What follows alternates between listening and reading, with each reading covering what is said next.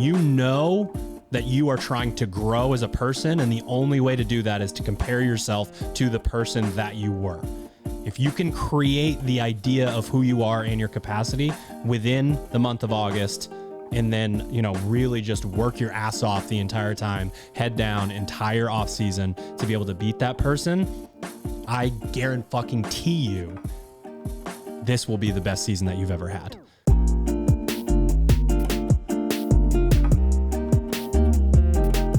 Good morning, Misfits. You are tuning into a special edition Misfit podcast. Today, we are going to be covering Phase 0, which gets started at misfitathletics.com on Monday, July 31st.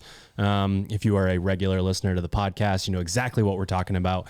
And if you check in every once in a while or are a new listener, this is the podcast where we dig deep into how we program, why we program the way that we do, what you can expect.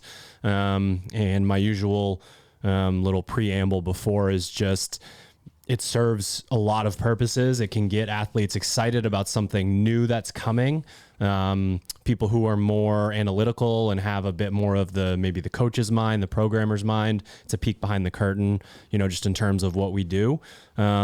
And then last but not least, I think there's just a piece of knowing what's coming and preparing yourself and kind of getting your ducks in a row. I think lines up well with, we give all of our programs the week in advance, whether it's on the website or on Fitter. And we like to take a further step back from that and say, hey, here's what's coming. There could be equipment considerations.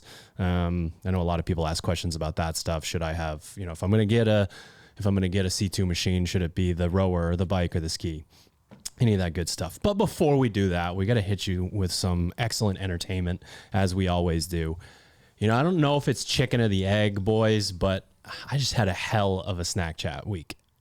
I don't even know where to start, how many things I can choose, but I just crushed it. I absolutely crushed it. Go on. I don't think you might be able to take mine. I don't have a whole lot of snack chat news. They range as well. My first one. Do we have any white trash hamburger helper lovers in the house? Did anybody here eat hamburger helper as a kid?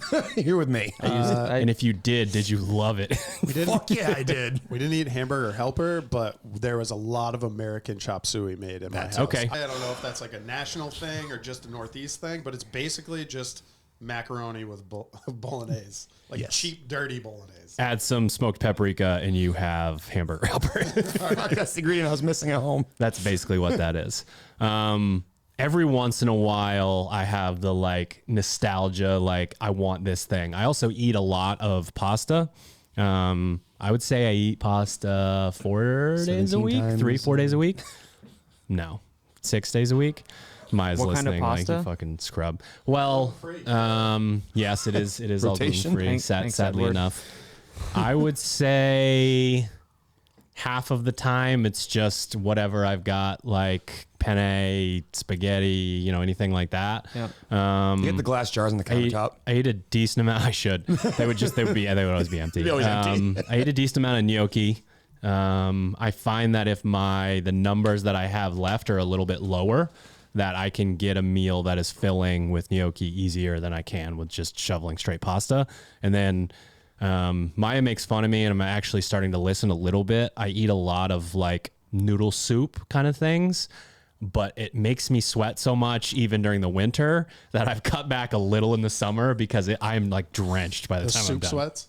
Good thing he's got proper hydrate. I get horrendous soup sweats. I have to sodium load. Sodium load for his pasta sweats? For my pasta sweats.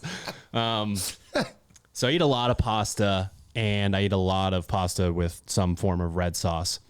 Because I want to change this up a little bit. So basically the main difference between just making a bolognese with adding a bunch of cheese after is you cook the pasta and the beef together in a pan with broth. And the flavor profile is pretty straightforward. I would say the biggest thing is you remove any of your oregano, basil, anything like that, and swap in smoked paprika. That's basically the difference. But you do add a lot of cheese at the end, and man, nothing wrong with that. Man, it was great. Snack chat. So I guess the most recent thing I've been doing, because I'm on the lazy side, is take out the Instant Pot, throw a giant hunk of meat in there, typically some spices and whatnot, and just make a big batch of some sort of pulled meat. It's been carnitas for weeks and weeks. I've decided I was going to switch it up to barbacoa. I had so many jokes when Jenna was in that chair last week, and I couldn't say anything. So he said pulled meat. Pulled meat. The amount Pulled of meats. drug references, and Don't worry about it. I was big really guy. holding back. God, I'm on fire now. Both cannons. Fuck. Sorry. Okay. So anyways, I saw this thing, of course, wherever everyone sees anything on social media, and it was you take kiwis and you juice them over the meat and before You put the cook hair them. in. You put you like Sorry. cut it in half, juice the thing, Yeah. squeeze it dry, and then throw it in the trash. You don't put the hair in. That's too far.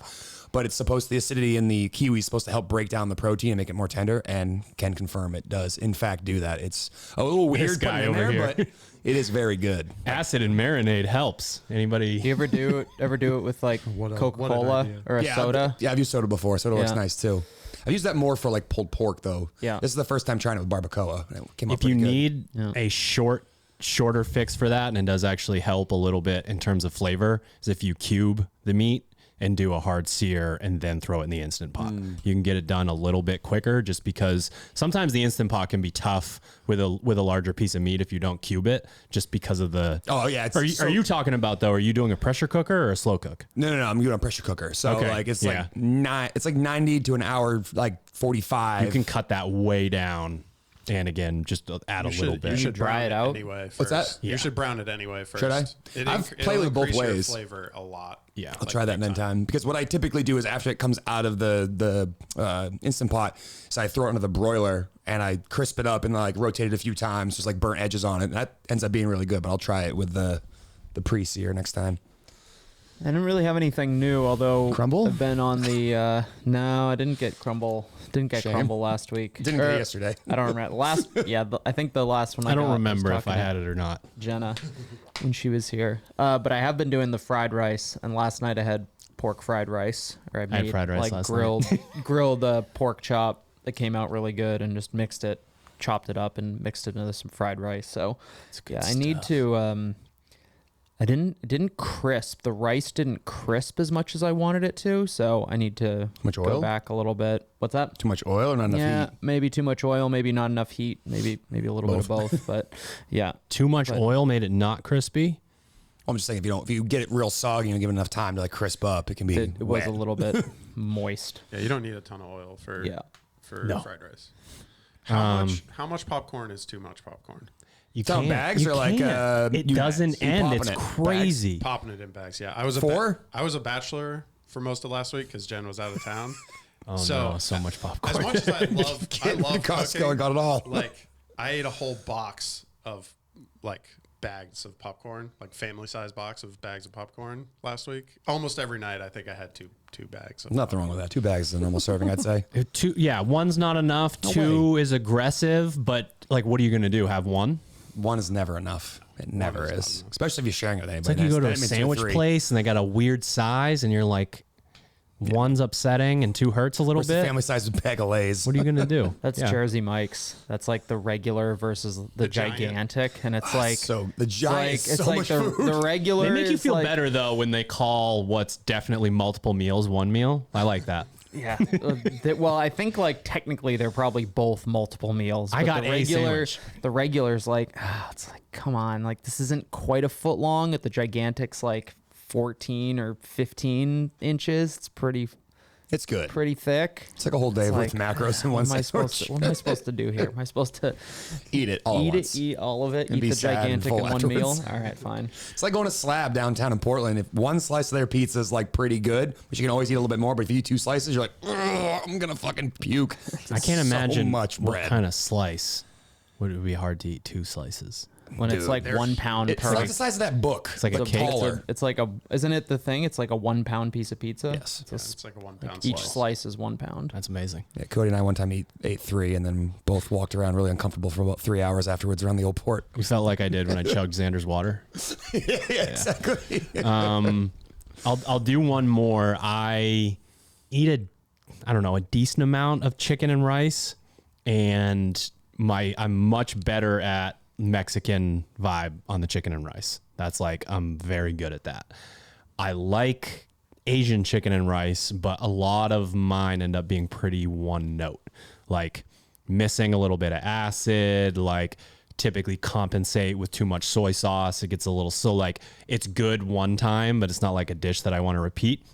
So I watched a bunch of YouTube videos of Jet Tila making like different dishes with trying to figure out how to improve my sauce making skills. And I fucking nailed it. What was the missing thing? White vinegar I had in there, which was a big one. He used in almost all of his sauces. And then he does, he says the number one Asian ingredient that people don't use is oyster sauce. They actually use that a lot more than you would think than soy sauce, because it has like, it's like an umami bomb, but it's also got sweet in it. I didn't have any of that, so I put a dollop of hot honey in it to end, and that like brought the whole thing together. And it actually was like, and again, I can do a big plate of rice and just put soy sauce on it, and that's fine. But like if that's the whole dish, it's just kind of So sounds like a good meal to me. Big fish sauce. Have you had the guy? Very different, two very different things. Yeah. Oyster sauce is like gloopy, it's very sweet. Very different. Yeah. Have you had the Bachon's Japanese barbecue sauce? Yes. No. Holy fuck, that Yes. shit is Where do so you get it from? good. This is just a grocery store. You It's get it like Hanford? the white label with a red octopus on You it. can definitely get it at Whole Foods. I don't know about It Hanford. caramelizes so well in a pan. Like you get that really like sticky, sweet barbecue Love that. sauce. You can go to any Chinese food restaurant. It's like a little bit sweet. It's not barbecue sauce like you're thinking. Like it's not thick. It's like really loose, but it's Good little marinade sweet, too. Super like umami. Oh yeah, it's really good. have to There's try some that. garlic notes in there. Have to try that. Do you guys ever get cool down clarity? You guys ever get that, like you're done the workout and I get it a lot with bitch work pieces, because I like to have, like, I don't know, my mind wanders a bit in bitch work pieces, helps me get through some really nasty ones. You like have the like everything. You're not in that like I just got my ass handed to me feeling. Like you actually feel almost like you just, I don't know. There's a whole bunch of trash floating around up here most times. So like as soon as I exercise, it's like the street sweeper comes by and it's like Sure. kind of clear Yeah, things yeah. out. So I typically feel like that. I don't always percolate on things because I try to use exercise to escape from a lot of those things. But I definitely know what you're talking about. You get done a workout and like something you've been thinking about for weeks just kind of clicks. And you're like, oh, all right, that was the answer. And again, it has something to do definitely with the like neurotransmitters and the hormones that get produced as a result of exercise. Like for whatever reason, And your ability to be present, right? Like yeah, you have to be there kind of thing. It's kind of like the old like Fight Club thing where he's pouring the lye on his hands and slapping him. You're missing the best moment of your life. Like that's kind of the vibe I have post exercise. And I can't think of one recent, but I definitely know what you're talking about. So I'm currently cutting from like 200 pounds to 195. I was hoping you say 130. Yeah, 130. It's like 200, pretty strong, 190, pretty fast. It's kind of my like middle ground, my fighting weight. And my times on machines during the cut have been garbage, and I fucking hate it. So I threw myself a bone yesterday and I was like, I had 3.5 on, 3.5 off, 4 rounds on the C2 bike. And I was like, I'm going to do my marathon, like supplement and food prep before I do it, like while I'm working in the morning, and then do the workout. So scuba hydrate, 2 cups of coffee, 2 packets of oatmeal, tablespoon of honey, 4 scoops of collagen, and then pre-workout with the stimulant in it. And I fucking annihilated my times. I felt like an absolute machine. But when I have a breakfast like that in the morning and then my training intensity goes way up, I get way too hungry at night, and I've already donated so many of my numbers to the morning. So it's like I'm stuck in this zone of, okay, so the number one predictor of longevity supposedly is VO2 max, according to Peter Attia. And I can obviously drive my VO2 max up by fueling myself in a way where when I get on the machine, I can actually push. But but then obviously like excess, like visceral fat, like getting your body weight down, that whole thing. So I'm like really fighting this like two sides of the same coin thing. It's not as much about like, I don't want to talk about it on the podcast or on social media or whatever to instruct people on necessarily how to eat, but the whole like performance versus lifestyle thing is like really stuck in my head right now. And I feel like I have to make a decision on that and then not judge the flip side of the exact same coin. Wouldn't you potentially then focus in the post-training window on like nutrient density and quality, so that way you don't have to worry about quantity as much because you kind of already attacked that on the front end of your day? Or is that like... So I have two scenarios that end up happening. I'm super hungry at night and I'm just like, deal with it, bitch. And then I don't sleep that well. Yeah. Or I up my numbers and it's more like maintenance calories and I stay in the high 190s. And are you eating lunch? Yeah. But if I eat like the type of meal that makes my performance better, I think it's twofold. I think it's one, like I don't know, I get really hungry at night. Doesn't matter if I eat breakfast, lunch, and dinner, like there doesn't seem to be much of a correlation. And then I think my body really feels that extra intensity. Like I feel significantly more tired just being a few seconds faster per like 500. And then I am significantly more hungry at night when I do that. So it's like I have to make up my mind on which thing. Yeah, I wonder if that's like a all or nothing. Why are you saying you can't do? What's the problem? So you fuel. So I would to probably train really well. Your machine numbers are good, and I'll probably stay close to 200 pounds body weight. So I have to decide whether I want to weigh 195 pounds and let my ego die for a little bit and just, I'm in zone 5, like, but I feel like dog shit and my numbers are like I couldn't have lost that much. Like I didn't train that much right around when Carter was born, but like I didn't lose that much. And then I literally had one breakfast on one day and because the other part is I'm trying to cut back on some caffeine, like not have as much of that. So that third dose, especially, I don't know what it is about the it's like not an ad, but the versus like coffee and stim free is not the same as whatever powder form of caffeine is in the Like I have a noticeable difference. Yeah, and again, I mean, I'm a nitpicker. So like, if I'm trying to hold a 155 and I can hold a 152, like to me, I'm like, holy shit, that's crazy. Yeah, I just think it's difficult to figure that out because there's so many inputs and outputs daily that could have you know, a +1, -1 throughout the entire day for why you felt that way. Obviously, I think there's a psychological benefit of that. That you will do better because you have eaten. And did you actually get better because you ate or because you thought you would do better because you ate? You know what I mean? That like that placebo effect to it. So it's tough. You can't really nail it down to one. It was to the point where I did 4 rounds and 3 rounds I beat my pace by a decent amount, and then the 4th round I let myself like sprint the finish because I was just like I feel completely. And fine. you just know you can't. You're probably not going to perform the same at 195 as you are 200. I think that question might be backwards, or I didn't understand it, but I know that I am healthier and in like a Goldilocks zone for strength and conditioning at 195.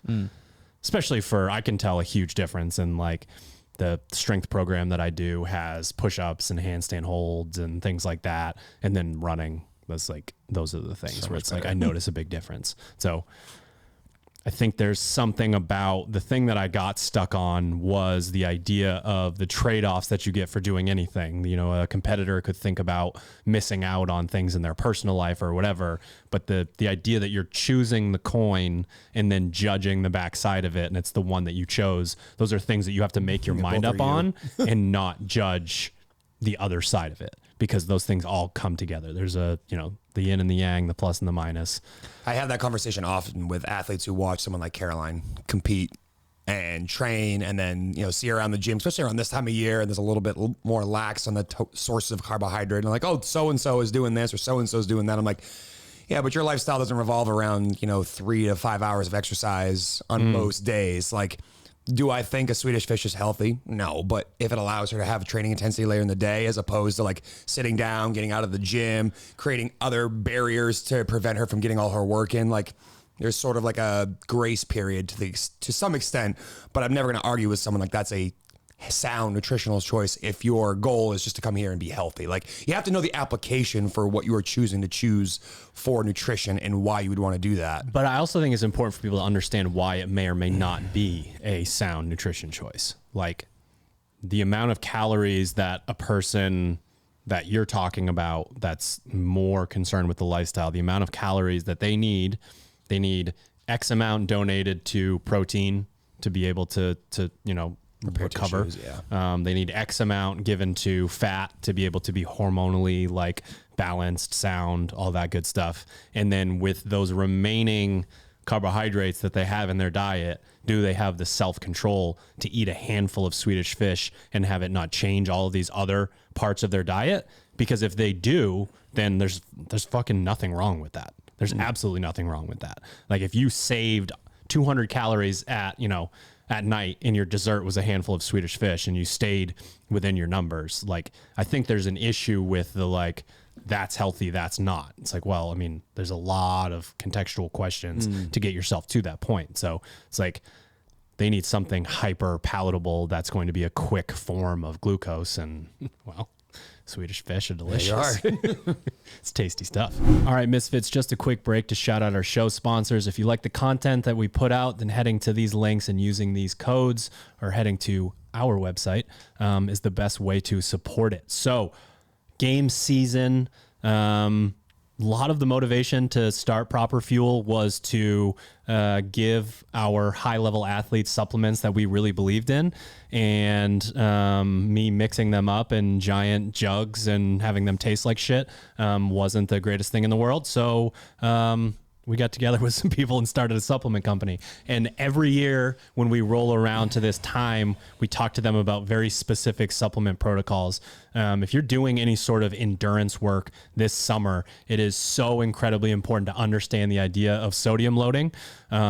Being able to say, okay, tomorrow it's going to be super hot. I'm going for a really long run. I'm going to do 2 scoops of hydrate the night before. I'm going to do 2 scoops of hydrate in the morning. And you really notice a pretty significant difference, especially in your sort of your retention of water, your blood volume, something that I used last year during marathon prep. That's really important. And then the great thing about Recover and both versions of Pre is they have sodium in them as well. So when we're going through and we're having them figure out how much water they need, how much sodium they need, they know that they're able to sort of check off those boxes no matter which of the 3 supplements that they are taking.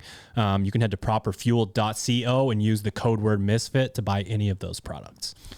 We're also brought to you by Sharpen the Axe. You can head to Sharpen the Axe Co. Use the code word of your favorite athlete, which could be Carol, could be Paige, could be Jenna, could be any one of our athletes that you see on social media. One of the things that we're really proud about with Sharpen the Axe is that we're able to help support athletes' journeys, especially this time of year, because the CrossFit Games season is incredibly expensive. And being an athlete and pursuing your dream, it's very difficult to make sure you can make the dollar amounts, in the bank account make sense so you can continue to do what you can do. And we love to watch what you have out there, athletes. So we want to make sure that we continue to support you. So if you head to sharpentheaxeco.com, buy anything on the website and use your favorite athlete code, we use that money to help support their journey and make sure they can continue to do what they do best. So again, head to sharpentheaxeco.com and use your favorite athlete code.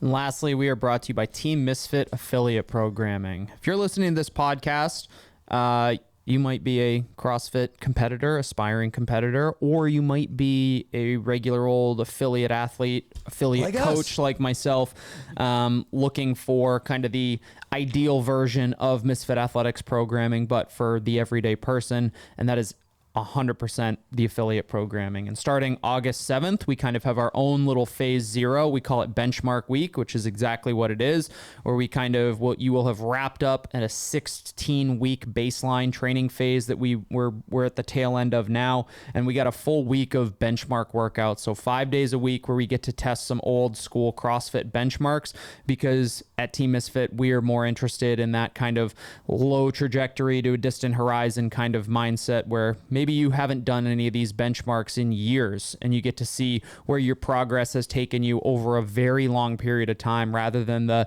7-9 week phases that we program. And then right after that, we roll right into phase 1 of the affiliate programming. We're focusing on some squat cleans. We're focusing on some pull-ups, handstand push-up type stuff. It's going to be a fun phase. So head to teammisfit.com, SugarWOD Marketplace. We're also in StreamFit. If your gym is in StreamFit, you can subscribe to the programming through any of those 3 avenues. All right, back to the Phase 0 podcast. All right, rant over. The Phase 0 podcast officially begins right now. Before we get started on the specifics of this phase, I want to do a little bit of a season preview. Part of it is for your information, and part of it is to let some of the air out of my excitement balloon. I've been working on this off season now for maybe a month and a half, maybe 2 months, somewhere in that range. And I think one of the questions that we have to ask ourselves, and we do every year, is if the athletes that we work with continue to get better every year, do we just hit the reset button, copy and paste, make some, small changes and hope it continues to get better? Obviously, the answer to that question is no. But when you are seeing improvement essentially across the board, what is it that you can do to really help improve and make a program that you consider to be very good even better? And to me, the biggest thing was how cohesive we could make the entire plan. In the past, every 7-week block was very detail oriented and structured in a very specific way. And then the macro view of the year, in terms of going from this 7 weeks to that 7 weeks, had a pattern to it. But what we weren't doing is linking the actual strength and monostructural sessions to each other. So like let's say we had 5 different types of conditioning pieces that we could do, we would just make sure that we were hitting those 5 in this phase and then those 5 in this phase, as opposed to stretching it out for this entire 27 weeks and asking how many opportunities do we have to do this? How many times are we going to repeat the same workout so that athletes can see their progress? How many times are we going to, I've said this before, there are 19 variations of the exact same workout when you're looking at a bitch work piece, monostructural piece, where I can take an AMRAP and turn it into meters, can turn it into calories, can ask you to find average wattage. We can do the AMRAP for calories, wattage, or meters. So there are a bunch of different ways to do that. So looking at trying to create this season-long cohesive plan where these pieces sort of interact with each other has been a lot of fun. And I think just from sort of a nerding out standpoint, gives me a real opportunity to check back in with athletes on a more regular basis than just phase by phase. There are iterations of things that happen, over the course of weeks, whether it's, checking in on your bench press volume work or how your squat is feeling, that sort of thing. We don't have to go from we're doing it a lot to not that much. And then we don't have to have these completely sort of separate sessions. Phase 1 begins on September 4th. And there are 2 different programs essentially at misfitathletics.com. MFT is for semifinals and CrossFit Games athletes. There is a bit of an asterisk there. There are some masters athletes, in the 35 to 39 that, might choose an MFT piece over a Hatchet piece. Dare I say, with the landscape in the last few years, there could be a teen or 2 that would, appropriately follow that. But I also have some other opinions on that topic that don't have to be part of this podcast. Quarterfinals scores. I mean, sometimes you have an athlete who, crushes all of the workouts and then struggles on a lift, or something happens, something goes wrong in an individual test. Limb length is weird with a new standard, whatever it is. If you're an outlier that knows that you belong at semifinals, that you truly have the potential to go to semifinals, I think it's okay to follow MFT. But keep your eye on some of the Hatchet modifications, I think. The Hatchet program, and I'll break this down in more detail, but is for everybody else. The Hatchet program is designed to take the largest percentage of the community and put them on the same program for the most part. So you're looking at quarterfinals athletes, teen athletes, and masters athletes. And when I say teens and masters, I am referencing someone who's, mixing it up in the quarterfinals, semifinals, you're sort of sniffing around that. Now you're going to be following the same program if you're not, but there's going to be instructions for open athletes. So when you go into phase 1, it's going to say open athletes perform these things or pick these things. Quarterfinals athletes do this. Teens and masters do this. But I think with the style, we're going to get into it in a bit, but with the style of programming that we do, we allow for, again, the majority of the Misfit Athletics community to be following a similar structure to one another, to be able to go into Discord and talk about what they're doing and, sort of stress test their ideas and their form and all that. And then because we allow for personalization within the program, that's when you can go in and make those changes. I will say that if you're not familiar with what, sort of the workout structures look like, the Hatchet has equipment and scaling modifications for every single workout. So whether you need the modifications because you don't have certain equipment, you're working out in a garage gym, you're working out in a smaller or an upstart affiliate or something like that, we have those equipment modifications for you. Or you're looking at it and saying, I am an open athlete, or, I don't have this particular skill yet, that sort of thing. There are scaling options built into that. And that's how we can have a program that really, truly helps. We have quite a few semifinals athletes that follow Hatchet for parts of the year and an open athlete. And I really, the power of the community thing is something that gets said over and over and over and over when it comes to CrossFit, but it is very real. And you being on an island with your own program is going to get old in about 3 weeks. And we got 27 to go. Yeah, I think the thing I'm most happy to see this season is people embracing being on the Hatchet program and actually focusing on intensity. Like, it's been nice to see that since semifinals kind of ended, those folks who competed at semifinals that are slowly starting to get back into it are embracing the fact that they don't need to do 12 things every single day they go to the gym. It's look at the entire week, pick the things that are the highest order of need or make the most sense for them right now, hit them really hard, and allow this time to both collect data, stay fit, but also have periods where the volume kind of undulates down and allows you to recover and kind of see the big picture. Essentially make sure that you're not so far removed from it that it feels like a huge culture shock. On September 4th, you'll get punched in the face with, hey, here's the start of the new season. But you're not doing more than is necessary this time of year, because again, if you try to stay on for 12 months out of the year, at some point, probably when it matters most, you'll start to feel the aches and pains and this, weird desire not to be in the gym. So take this time now to lean into doing things that you really need to do versus just doing everything, and you'll set yourself up for better success. And that does extend through the rest of the season. It's just knowing based on what your goals are when things should start to ramp up a little bit, or potentially, the thing that you're like, maybe I'll do that next week instead of this week. You start making those things happen a little bit more regularly. But we are a little bit ways away from that. And what's great about what I see in Discord is the chatter that surrounds that. Oh, I did this. Here's why I did it. Here's how I approached it. The athlete IQ of the community is growing because people are continuing to put, data into Discord. If you're someone who's brand new to the program, one of the best things you could do is go into the Discord channel and just start reading the information that's getting down. If you're not familiar with how we talk about things or how we break things down or how you know about workout or how we think about workouts, if you go into that channel, you start to get a picture of what other people have heard from us, adopted for themselves, and found good success with. I would encourage you all to, if you're starting with us brand new, to get into Discord and really look back through all of the channels. I mean, you could probably spend, a few days just scrubbing Discord for good information there, but there's a lot of great information in that helps kind of connect the behind the scenes and maybe things that you've missed because you're brand new to it, to the past of where you want to go in the future. So if you're someone who's brand new, that's definitely where I would start, in addition to kind of getting yourself signed up and like poking around the website. I think a big part of the decision to consolidate programs had to do with the fact that we had 3 separate people writing 3 programs that were very similar to one another.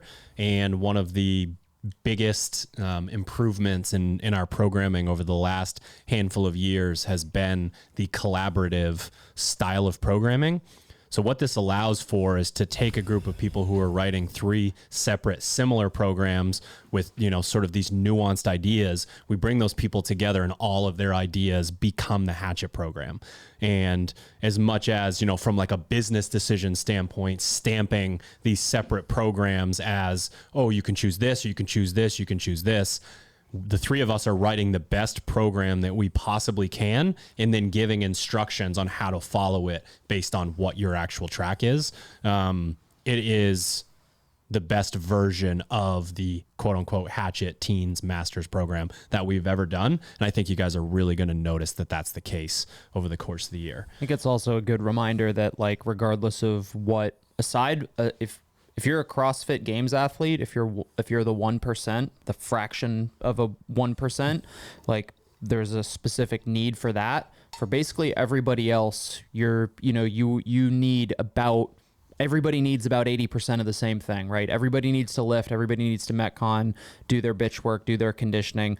Masters athletes may need to spend more time in things like a squat hold, or hold, like, positions that strengthen tendons and ligaments and stuff like that. And you could argue even like teenagers are in the same boat, where teenagers maybe need to benefit more from the the pull-ups and push-ups and ring rows and stuff like that you find in the accessory work. But basically, if you are an aspiring CrossFit competitor, which is what the program is written for, everybody needs about 80% of that same thing. The other 20% is that choice, the optional pieces, the choose one, or maybe you do need to swap something out for something else because of a weakness. But otherwise, like, in order to compete in the sport of fitness, it's like it's not necessarily you get to pick like, I like this element and I'm gonna really strengthen this part of my fitness and this part of my game. It's not how it works. It's not gonna breed success in the sport, assuming that's what you're after. It's like the person who comes to any coach and is like, I need a front squat cycle.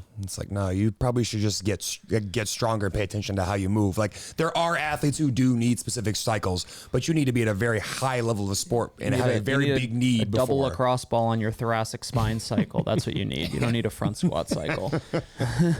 Hunter, I'm going to put you on the spot. 4 phases in previous years have become 3 phases this year. These are 9-week blocks versus 7-week blocks, with the sort of asterisk of being phase 3 for Hatchet is quarterfinals prep, open/quarterfinals prep. Why are we doing this?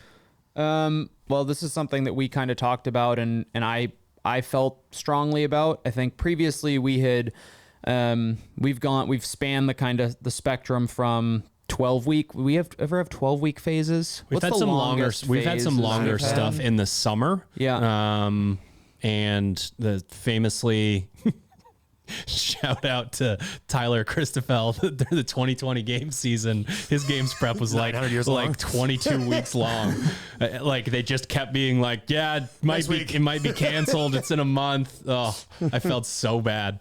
Basically we've gone from the really long phases and kind of in the opposite direction with the shorter, like 5, 6, 7 week phases. And a lot of that had to do with people's attention spans, quite frankly. Sure. It's like, hey, I don't want to pay attention for 9 weeks straight. It's like, I don't give a fuck what you want. Like, here's what you need. But we've done so much of that in the past where we haven't given the people following the site credit. Yeah. Where we've been like, we need to make this bitch work piece look more fun, or this strength session is boring. How do we, turn it, from 5x3 into waves or whatever, so that it looks better on an Instagram post. And then people are like, yeah, no, this programming's better the way that it's supposed to be written. Yeah. So I think, like, trying to instead of like there was never a point where we're like, hey, let's change the programming to make it more marketable. But there is like an element of like, okay, do people lose attention? Are people beat up going into like a 12-week cycle, and when they get to week 8, you know, are they just beaten up? Dead. And then on the other end of the spectrum, when the phase is so short, it's like, okay, if we're gonna say that we're gonna do a back squat phase and you squat twice a week for 5 weeks. To me, I'm like, and you know, even with a 7-week phase, it's like week 1 and week 7 are retest, 5 weeks in the middle are training. So it's like 2 out of 7. So like, you know, nearly 20% of the phase is spent testing, and you're getting 10 sessions in the middle 5 weeks. Like, are we actually focusing on something, or are we doing it a little bit more for this period of time than we would another time? And it's like, so we try to find the happy medium of like, what's the appropriate amount of time to ask somebody to focus on a specific kind of set of things, because we're obviously not focusing on exclusively one thing in the course of a phase. But it needs to be long enough that we can actually program a logical progression that allows an athlete to see progress, right? So we have to set you up for success. And then from the athlete end of the spectrum, it's like, hey, I need to pay attention for these 9 weeks, this 9-week block, this longer chunk.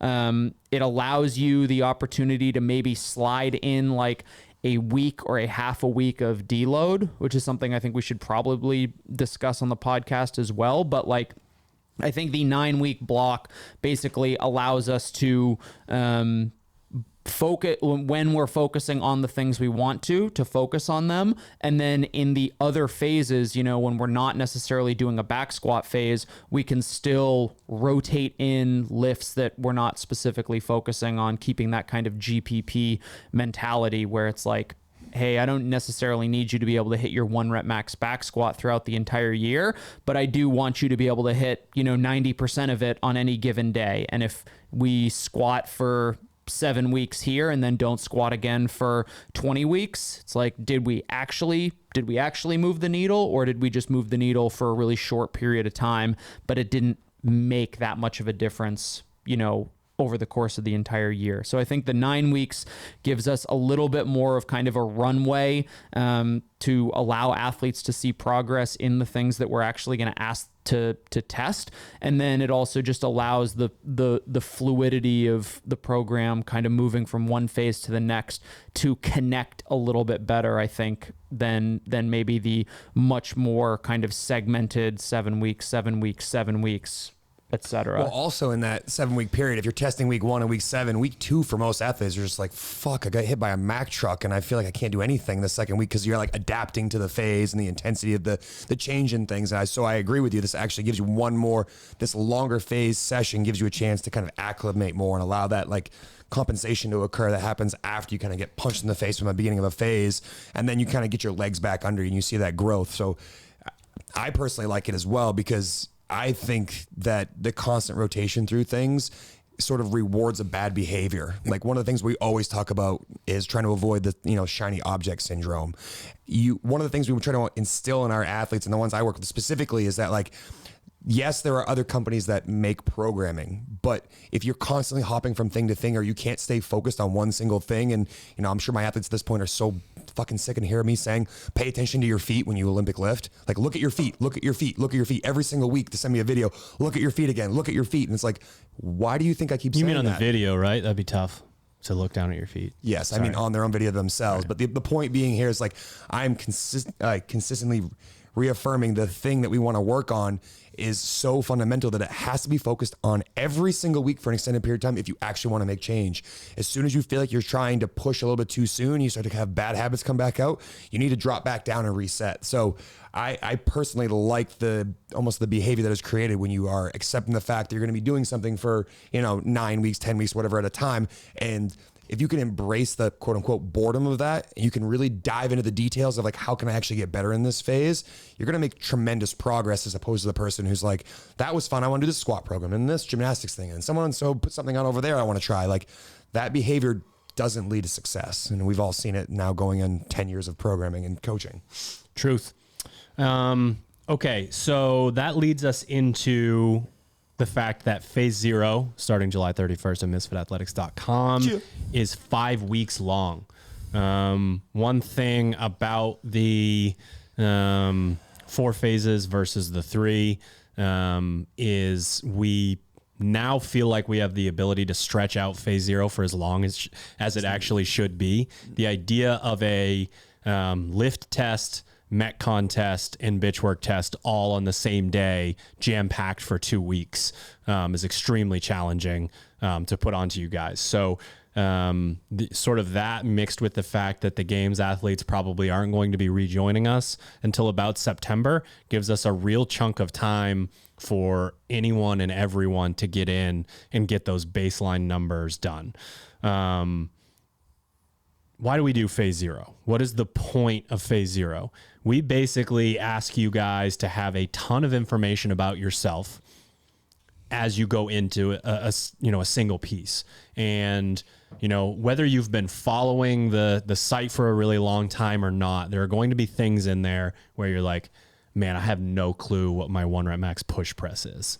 I have no idea what I would hold on the C2 bike if they made me do a 20K, versus a 2K, that sort of thing.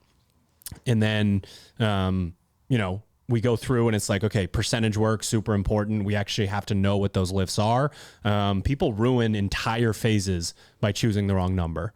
And sometimes right away, and unfortunately some people know right away and they still try to hit it anyways for ego sake. And then some people don't realize that it was the wrong one until we get into the overreaching sort of part of, the strength cycle. And then it's like, well, shit, Can't do it anymore. I can't do this anymore.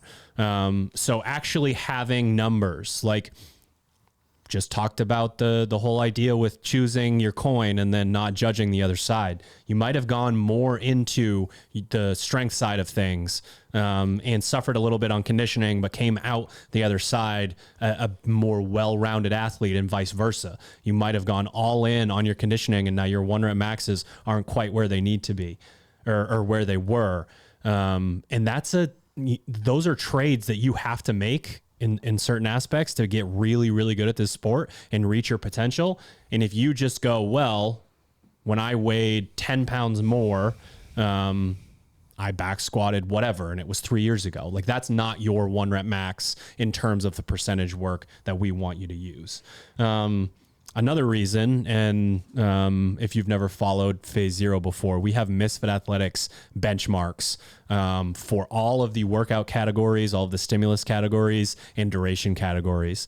And there is something really special about the OG benchmark magic that is potentially missing from the CrossFit community. Like, competitor programs weren't really a thing.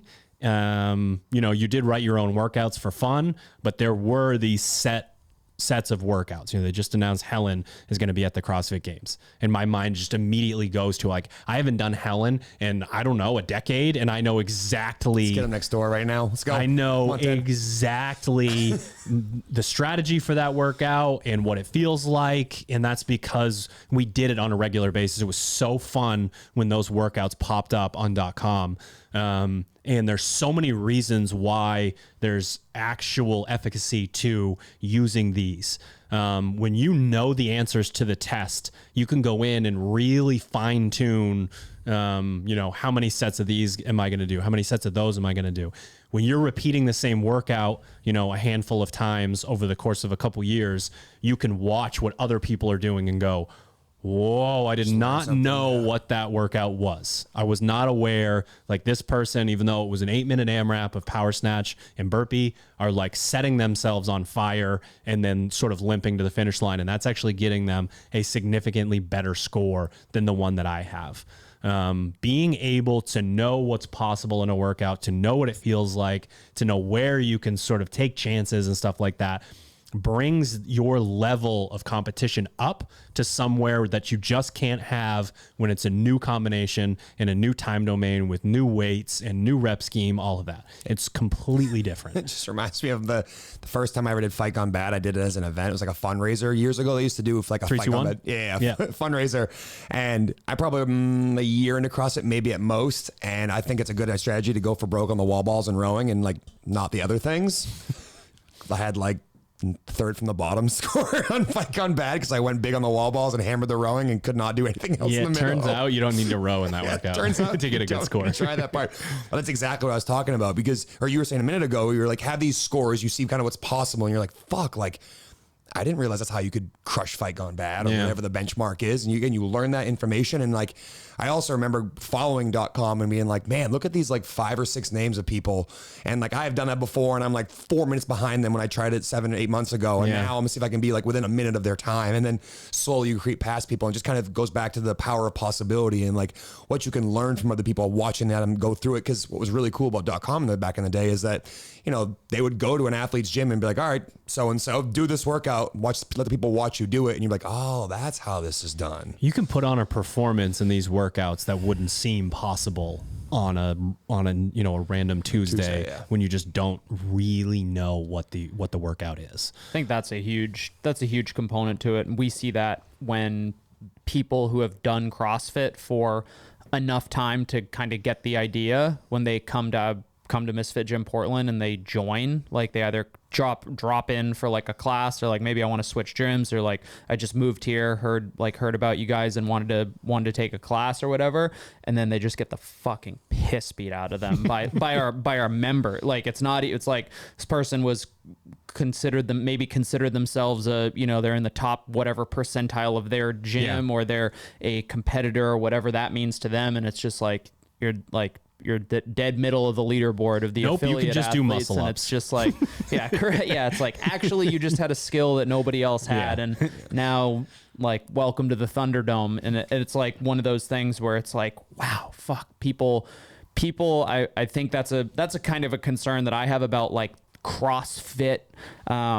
Like maybe as a whole, I wouldn't say a concern, but like when people go to a CrossFit gym, the number of people that come to our CrossFit gym that have never seen or never seen somebody try to rip the handles off an assault bike and be like, see that? Like that's what we've been doing for 15 years. Like that's what you need more of. You don't need the 30-minute sweat sessions with the ball slams and the sit-ups and the EMOMs and stuff like that. It's like, when's the last time you did an 8-minute workout that you had to set your hair on fire for? And I think the benchmark stuff kind of lends itself to that. And I think there are a lot of people in the competitor space, just because you follow a competitor program doesn't necessarily mean that you have ever pushed yourself to that point in that way that maybe you did if you're an OG CrossFitter, you were lucky enough to be at a gym that did pride themselves on intensity, and like it's like, hey, this is how you get fit, is by like having these benchmarks where you can set your hair on fire. Plug to Team Misfit too. That's something Kyle and I are constantly working with coaches that follow Team Misfit programming to help understand, because some days we'll throw up like, hey, there's a 9-minute workout in an hour-long class. Here are things you can do to make sure it's an effective workout. Here's what you're going to try to, tell your athletes to do in the workout. Help teach them the way almost. It's almost like the way has been lost. I think you wrote an article about it. Now it's probably like 6 years ago. Pukey is dead. And like, that's even longer than 6 years ago. It might even be longer than, I don't know. It was a long time ago. Basically the idea of like, someone like Rich and Matt come into the sport and they show you if you move really well, you can kind of like, I wouldn't say not try, but you don't look like you're killing yourself the way the other folks are killing them. Efficiency. That was just Rich. Yeah. Well, yeah, fair. I guess Matt took that to the next level. He didn't exist at that point. He took that to the next level. Yeah. But again, it's just this idea of like, if you move really well, you almost don't have to try as hard. And it's like, no, the best in the sport both move beautifully and fucking try to kill themselves every single workout, knowing the application for the duration, changes the intensity. Turns out some people just have different body language. Yes. That's really what that was that whole time. It's like, wow, he's not trying. And it's like, how is he going faster than everyone else then? Well, that's another thing. Again, what's really important to me is that sort of showing them the way. People will drop in and they're like, no, this is how we're doing this work. No, that's, you're not a 400 watt in the assault bike kind of guy or gal. You're going to be going at 600 watts in this. And I know you can do it. Try it. See what happens to you. And all of a sudden they're like blasted, 2 minutes into an 8-minute workout. And you're like, oh, like this is the thing I'm missing. And while you don't feel good in those 2 minutes or the whatever minutes or after that workout, but you learn the difference between I'm, showing up and exercising and like, here's how you actually get fitter. And I think that's something that's really cool about what we were trying to do both here with our Hatchet program and at our affiliates here. It's like, hey, this is what CrossFit actually was, the painful triplets and couplets and things of that nature that are done really fast and really intense. Like that almost is a missing element to a lot of people because they're doing so many things every single day. One of the biggest things is creating checkpoints for capacity ranges on machines. So basically, when you look at the Athlete IQ list for machine tests, you're going to see 1K, 2K, 5K, 10K, 20K, those sort of ranges. And what they do for athletes, just like the podcast episode we did recently where we talked about the gears that are going to be a big part of this season, is we put bookends on what your capacity ranges are. So if you do a 1K and you 1K row and you do that in 3 minutes, and then you do your 10K row and you're at a 202, well, guess what? You now know for the most part what you would use. The only outliers there would be send work and maffetone work. So we have, these ranges where we now know, even though athletes spend so much time on machines, whether it's in a monostructural piece or in a Metcon, they get real weird about what they think they can or should hold. And once again, we have, I've just wrote 190 monostructural sessions, and you can get 1% better with every single one of them, or you can choose paces that have absolutely no fucking bearing on who you are or what you should be doing, and you're either going way too slow or you're crashing, burning, doing all this stuff. You're not developing your energy systems. And exact same program, one person qualifies for the CrossFit Games for the first time, another person doesn't even qualify for semifinals. It's no different than using your old 1 rep max to do that, whether again it's too light or too heavy. One thing to add, like to the kind of the totality of phase 0, the idea of establishing baselines for this year. It's like if you're in it for long enough, there are going to be years where it's like, wow, like some of these numbers are lower than previous years, and maybe it's like multiple years in a row, but the odds that everything has dropped is pretty low, especially if you're consistent. So if you're a pretty consistent, if you train consistently, I would implore you to kind of look across the entire spectrum of your fitness and say to yourself, like, okay, if I dropped 15 pounds in my 1 rep max back squat, but I gained a minute on my 100 handstand push-ups for time, what is like where there's a little bit of self-analysis here. It's like, what do those mean in terms of my own fitness, and making sure that you're not choosing like, hey, I am going to choose that old 1 rep max back squat where I had, 15 pounds ago, when I could lift that, because I think I'll probably be able to. Same thing on the machines. It's like, that one time I PR'd my 2K at 7 minutes, I can hold that 145 pace for these rowing intervals. You're not setting yourself up for long-term success by kind of assuming up. That's probably the most common thing. I would almost always rather see like an athlete slightly underestimate just a little bit, because again, the odds that you move flawlessly are pretty close to zero. That is a blanket statement.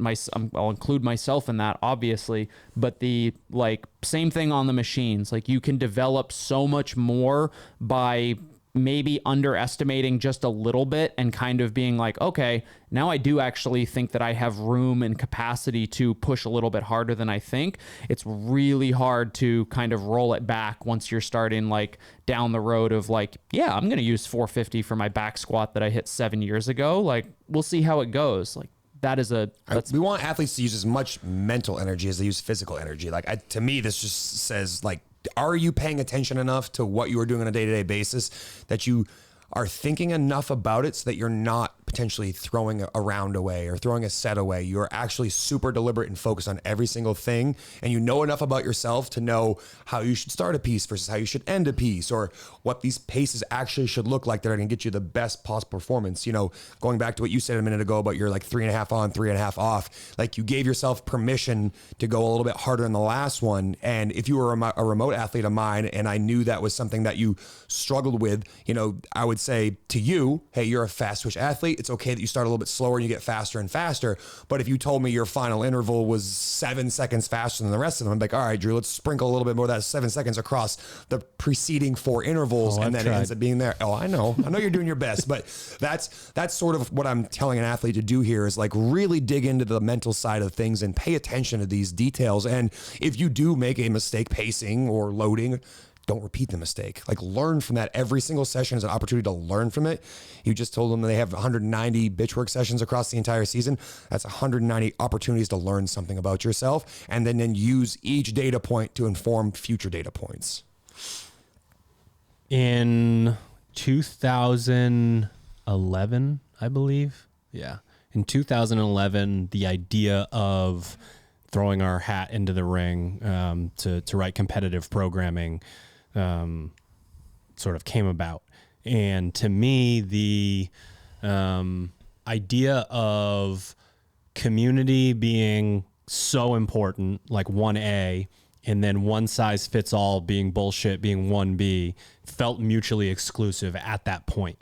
Like when I went and looked at the people that were already doing it, it was, here are the 1 to 3 things that you should be doing.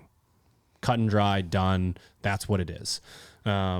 And that just didn't make any sense to me, especially at that point. I was a competitive athlete and I just had so many things that I was, really good at and so many things that I was terrible at. And the idea of you and I having the same program just made absolutely no sense to me.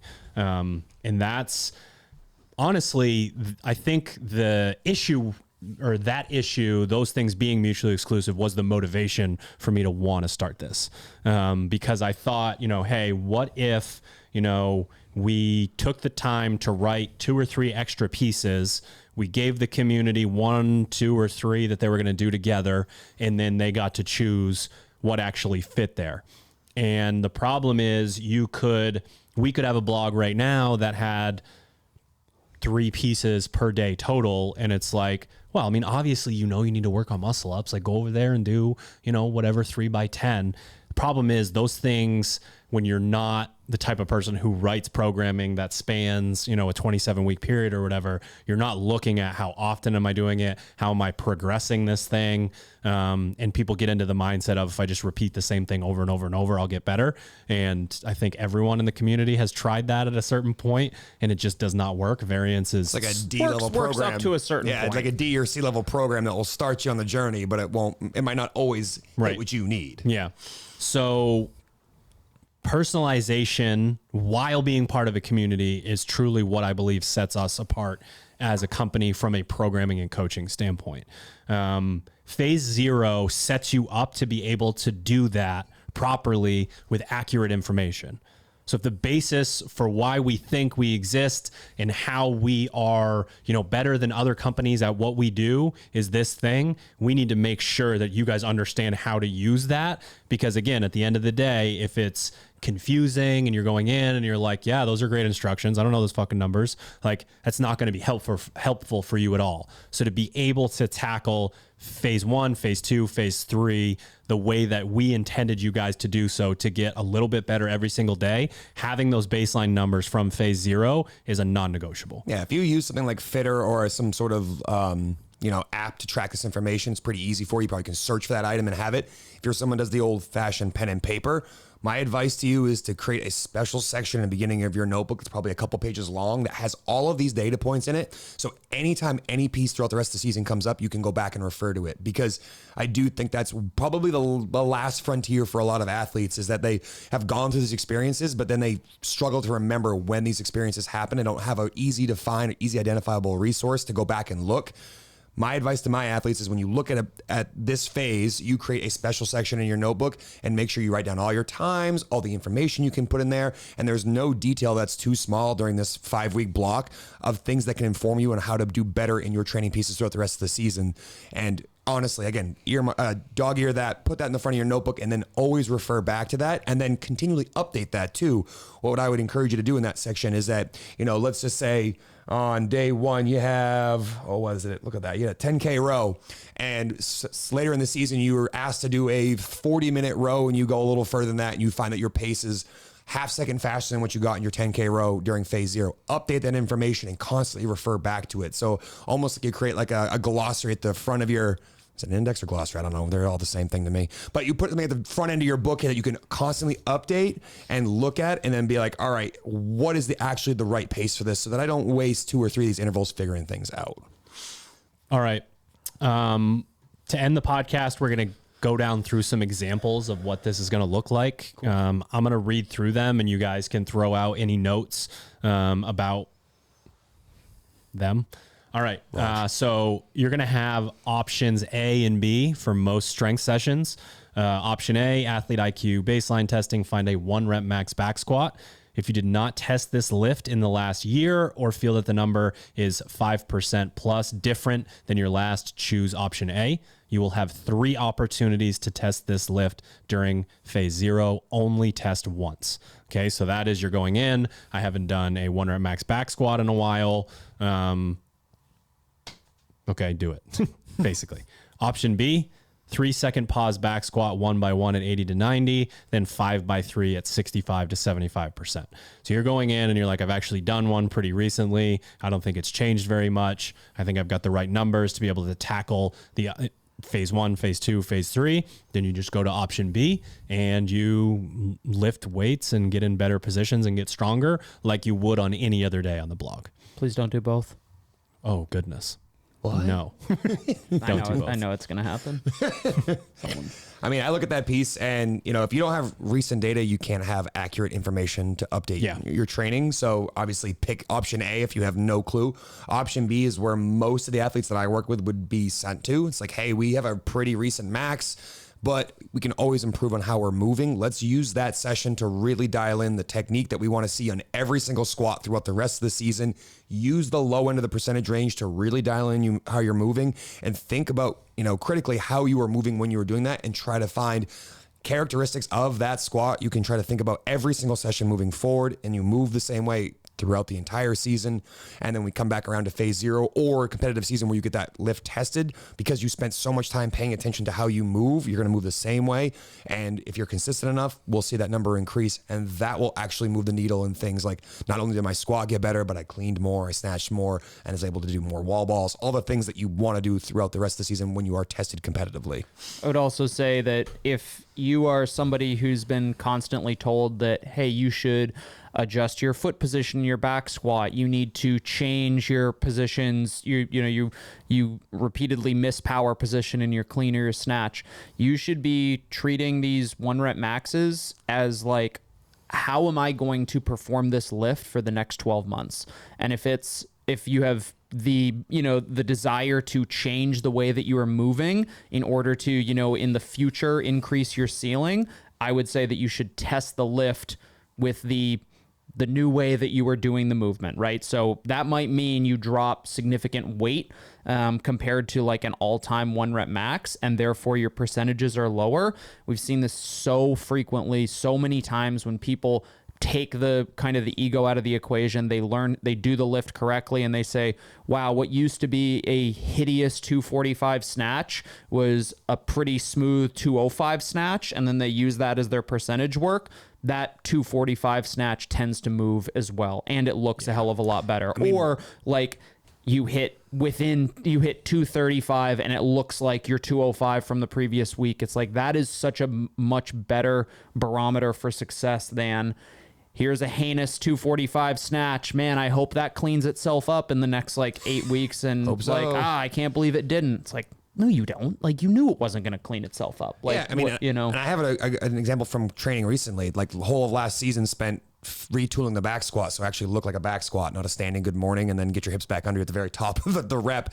And then recently in our Team Misfit affiliate stuff, we had a 3 rep max overhead squat from the rack, and I was able to take the positioning that I had developed in the 1 rep max back squat that was over 50 pounds less than my all-time max, but it was a good-looking back squat, and have it translate to an all-time PR in a 3 rep max overhead squat. That is what we're trying to have athletes connect, and things that we're trying to have happen in our training. Well, if we're going to back squat, I don't know, 53 times this year, and there's no back squatting in the sport of CrossFit, essentially, then you better have some skill transfer. You better be putting yourself in a position that's going to show up in one of the other lifts. We do a lot of strict press, not a lot of strict pressing. So what is your, the width of your grip? What should that look like? What should your posture look like? Should you lean back as far as you possibly can and push the bar away from yourself? Probably not. No. A couple more notes on the strength work. The ego would have an issue probably with your quote unquote first attempt at a 1 rep max. Don't take more than one. Don't, if it says you're going to have 3 chances to find your 1 rep max back squat, the reason that that's in there, not in one session, right, is so that when you show up that day, you go, you know what? I'm just not feeling it today. Legs aren't really there. I'm going to hit some pause back squats. The next time it comes up, I'm going to make sure I'm ready. It's not so that you can hit 395 and then go for 405 and then go for 415. It's very much there just so that you have the opportunities, because when you're looking across the day, you're probably gonna really hone in on 1 or 2 pieces. If we try to stretch that out and ask ourselves to test all in the same day, there could be some issues there. Metcon test. I'm going to read this whole thing just because the description is really important here. So, cupcake lungs, AMRAP, 8 minutes, 8 bar facing burpees, 8 power snatch at 95-65. The explanation: this is your short duration gas stimulus benchmark test. Note your time, strategy, and compare to fellow misfits to see where it stacks up. When you are going throughout the entire year, and we are saying you need to pick Metcons and intervals that are personalized to you. When you look on Discord or Fitter and you see that you're keeping up with everybody other than your short muscle endurance test, or maybe it's your short and medium and long muscle endurance test, all of those are starting to draw correlations for you. When you go to the blog and you know that you have time for that second conditioning piece that day, and you see that there is, a bitch work piece that's in your wheelhouse, or the short muscle endurance piece, you need to choose the one that correlates with the thing that you struggle with. Exposure to that and learning why that's happening and what you can do from a strategic standpoint, personalize the Metcon, all that good stuff is super important. So that is listed out under every single Metcon test. It's going to tell you whether it's a chipper. It's going to tell you, short, medium, long, gas stimulus, cardio stimulus, all of these things. You want to make note of that. You want to find the outliers. You want to find the trends. Maybe it is just short and medium are good. Long is all a problem. Well, you need to start choosing longer pieces.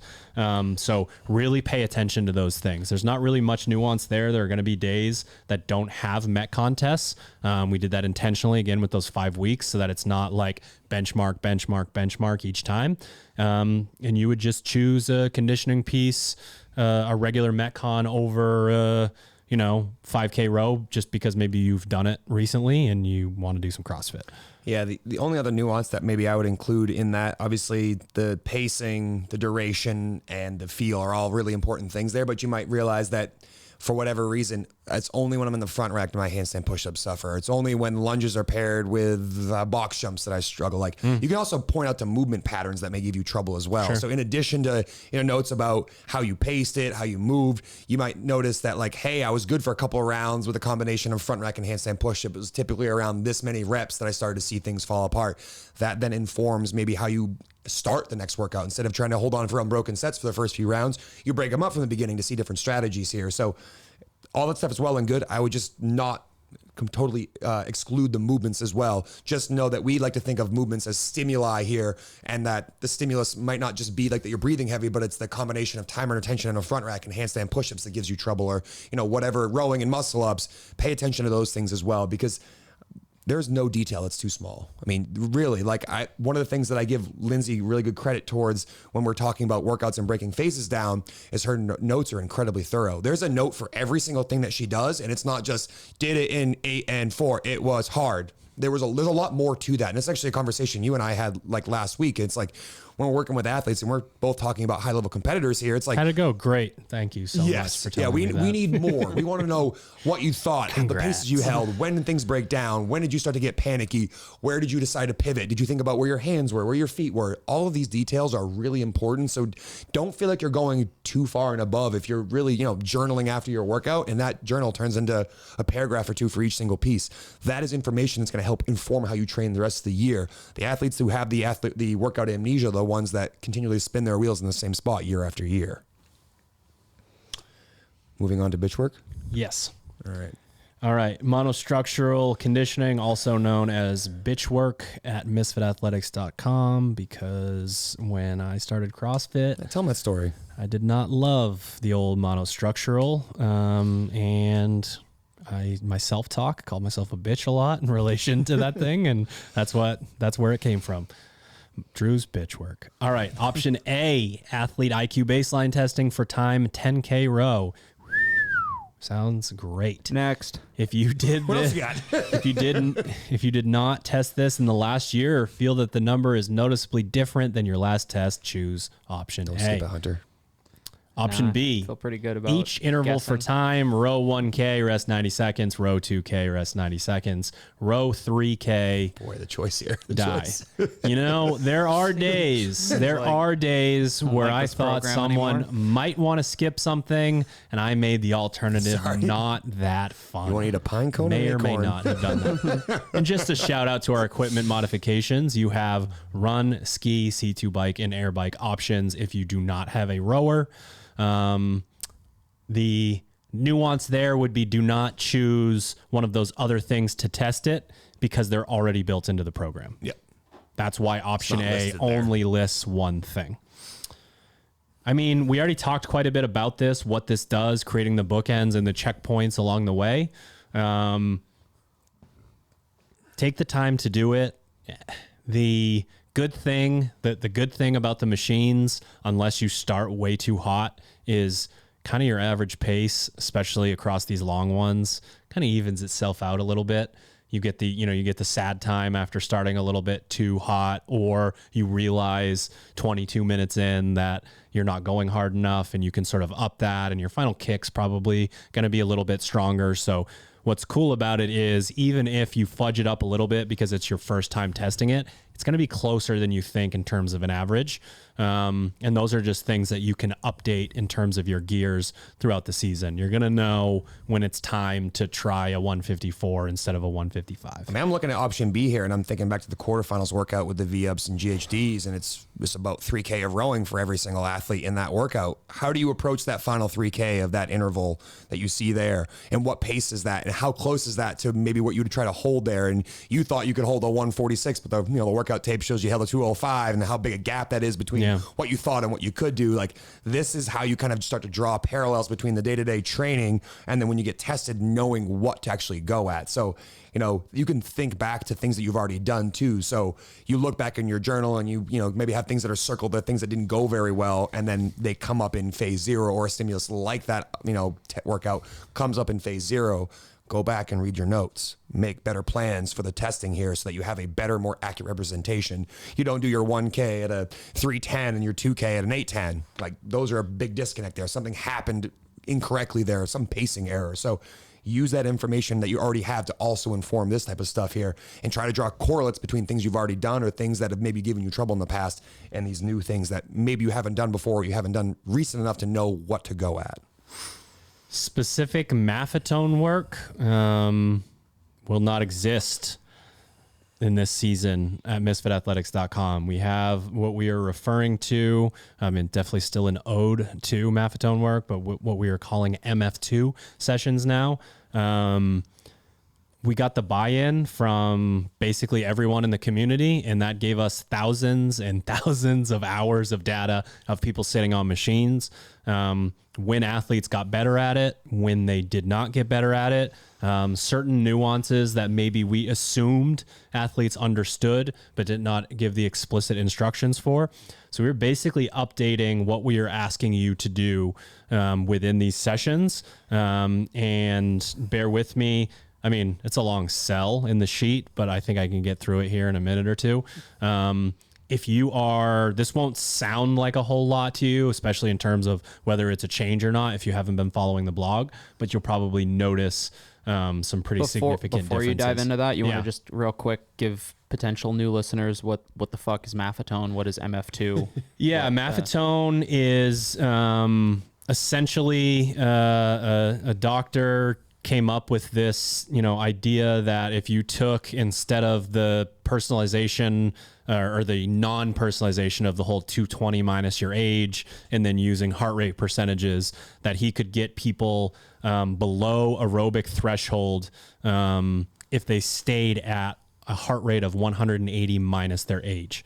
So if you are 30 years old, then your heart rate that you would be staying at or below would be 150. For your long aerobic sessions, zone 2 work.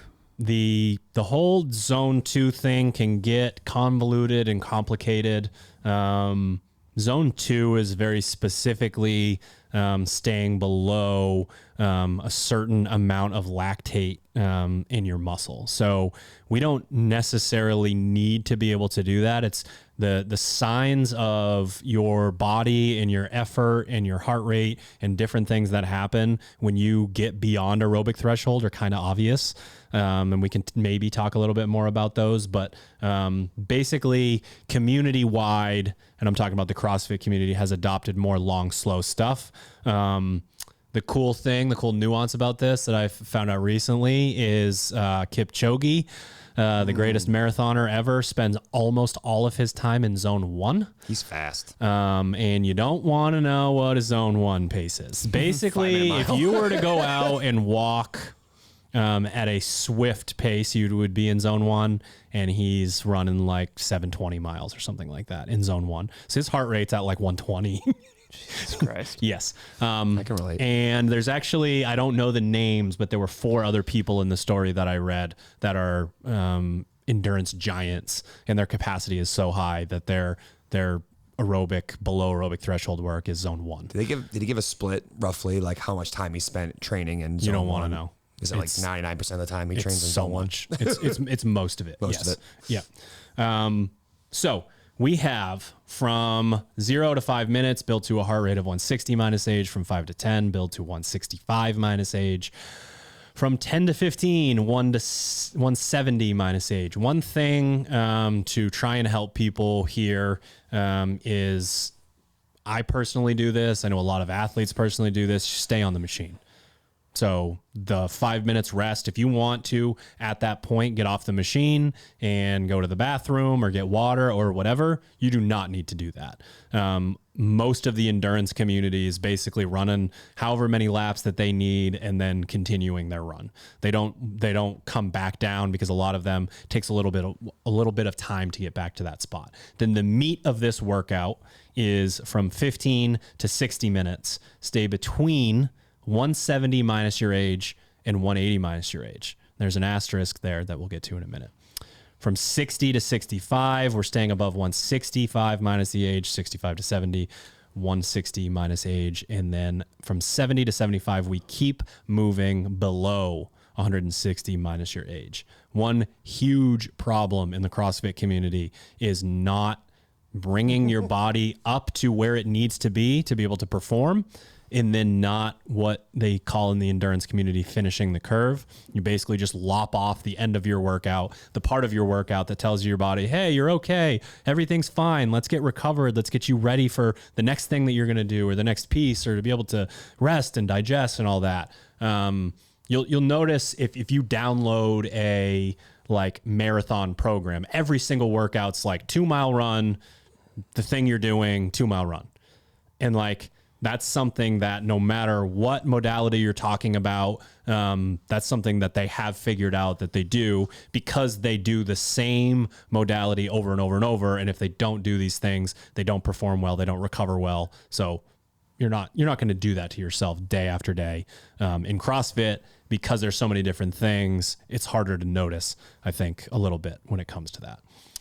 So continuing the instructions, the ideal MF2 session has a chosen wattage/pace to hold during the working window. That would be the 45 minutes there in the middle. At this chosen pace, your heart rate should slowly build from the low end of your range to somewhere between or all the way up to the high end.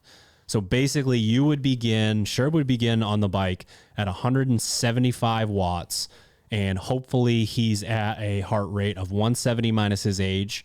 And either he stays there at that wattage all the way through, would have to be very aerobically efficient to do so, or he climbs up to 173 or 175 or 180. We want the same pace, and we want the heart rate to gradually go up. Base your chosen pace on previous sessions and where your gas tank is currently at before you start. We all know the difference between the fresh MAF session and the HRV's not doing so well. We've chosen to put something before it. We've donated other eggs. That can be as simple as I normally ride at 160 watts on the bike, and I'm going at 150 today. That's fine.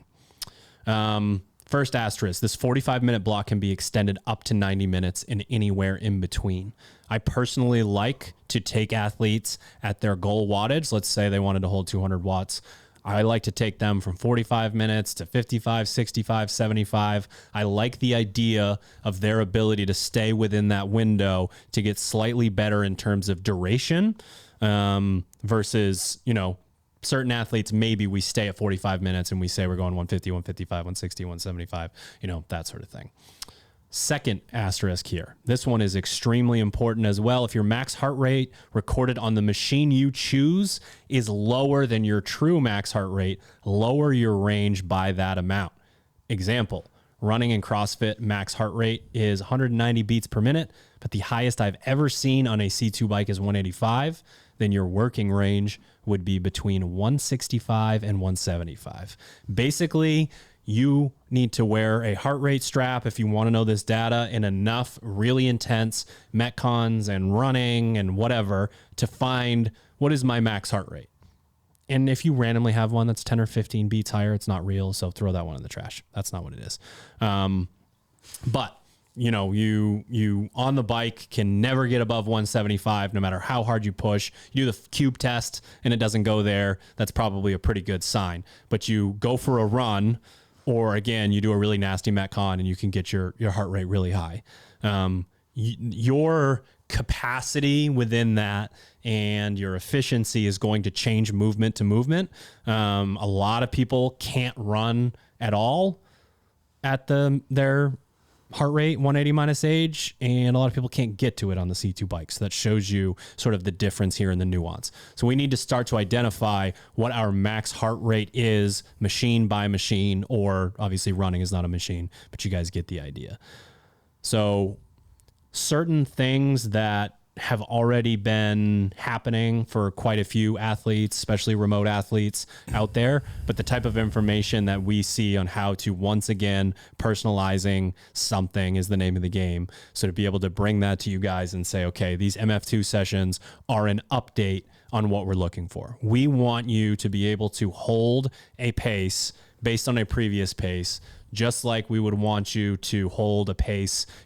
Essentially we don't want you, if you're feeling really good that day, to rev up as fast as you can possibly go at 180 and then just get slower and slower and slower and slower by the end of the session, because your body's going to notice that, and that's going to be a problem. Yeah, and you might be doing a personal bias where that's something that you can do really easy, and that's not where you need the work. Like, you have the fast twitch and the slow twitch athlete, that the slow twitcher might take a while to get up to their heart rate and struggle to hold it there, where the fast twitcher is like, I touch the pedal and my heart rate's at my, my MAF session or MF2 session heart rate. So you have to know that about yourself too. So again, I'm going back to like the devil's in the details. Pay attention is essentially what you're saying here. You have to know the nuance between things, how you treat it, if it's hot versus if it's cold, you're hydrated versus you're not hydrated, what part of your day it is, how many days in a row you've trained, how you've slept, ate, stress. All these things are inputs that will affect either plus or minus how you perform on these.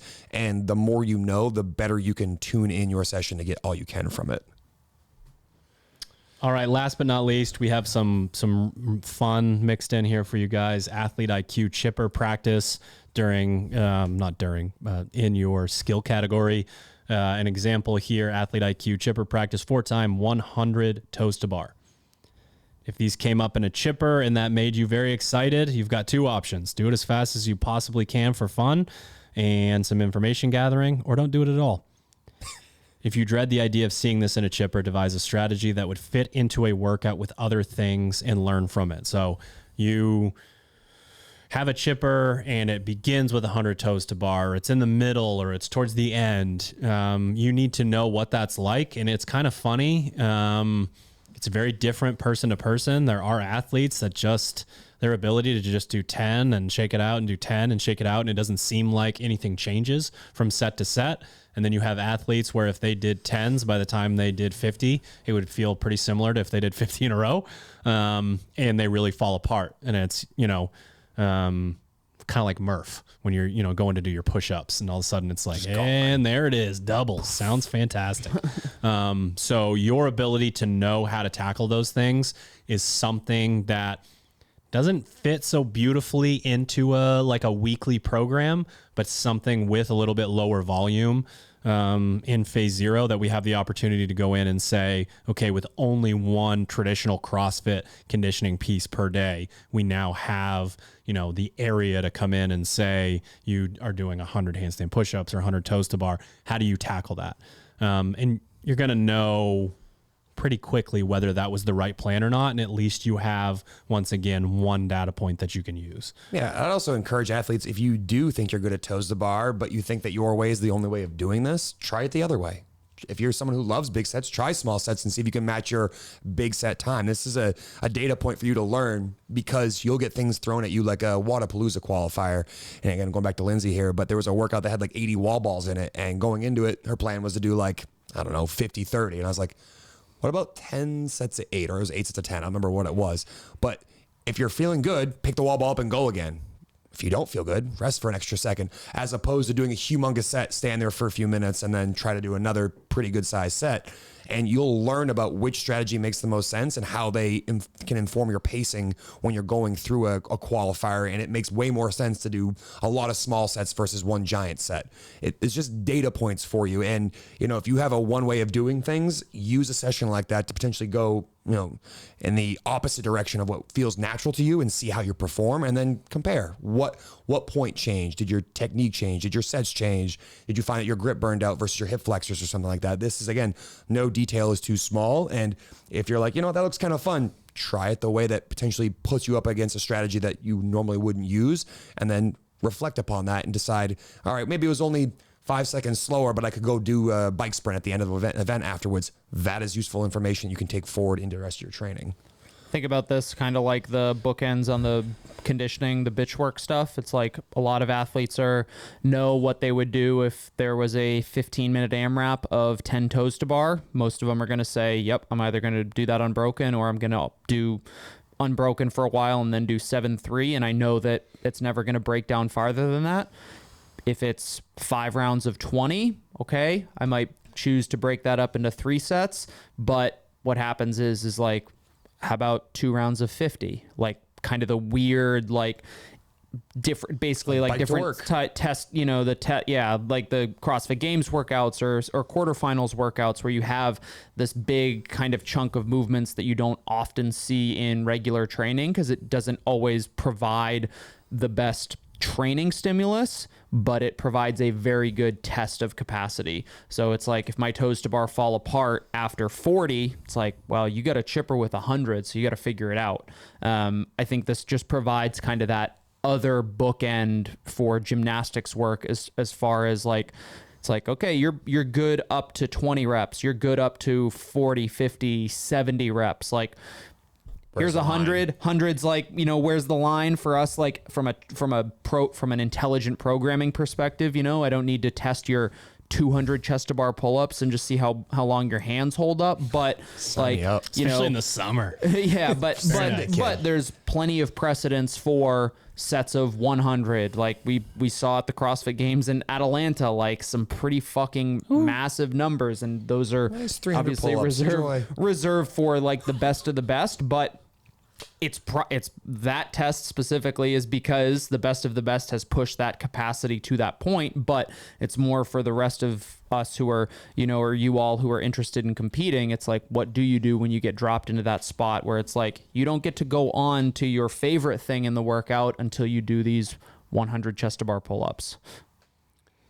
You guys get to end with your sales pitch. So phase 1 is typically when we see the largest influx of new misfits throughout the course of an entire year. It is a very exciting time to be able to feel like you're really getting started on your next season. But not having this information will make it harder to succeed in phase 1 and beyond. My sales pitch is, if you don't know enough about yourself to be able to train at the highest possible percentage points that you possibly could for yourself. Like, you always think that like, oh, maybe I'm not sure about this pace, or I'm not sure about this weight, or I'm not sure how I should approach this. You need to have some ownership over that and say, I need to take the time to figure these things out, because if I don't, I'm always going to be at like 95% of my best. I'm always going to be wondering, is there more in the tank? This 5-week block is how you won't prove to yourself that you know everything about yourself, but at least you bolster your intelligence level when it comes to athlete IQ, so that you go into the rest of the year and you're pretty confident based on your own data and your own experiences that you are actually reaching your potential for where you are right now. Now, these things constantly update. You need to be very deliberate with paying attention to when things do update, that you would do in fact update, so you're not in January doing your August paces. But if you are someone who is constantly wondering, is there something more I could be getting out of my programming? This block of five weeks is exactly how you are setting yourself up for success in the beginning of the phase. And then again, just continue to update as you go through the season so that you aren't left guessing, I left a little bit out there. And if only I had tried to hold the 146 for all the rounds instead of a 148, which doesn't seem like a lot in the grand scheme of things, but maybe that's 5 or 10% more effort for those 2 seconds, and that extrapolated across an entire season of training is a tremendous gap that you could make up on somebody else that maybe you see right now is being overbearing. 2, I'll kind of,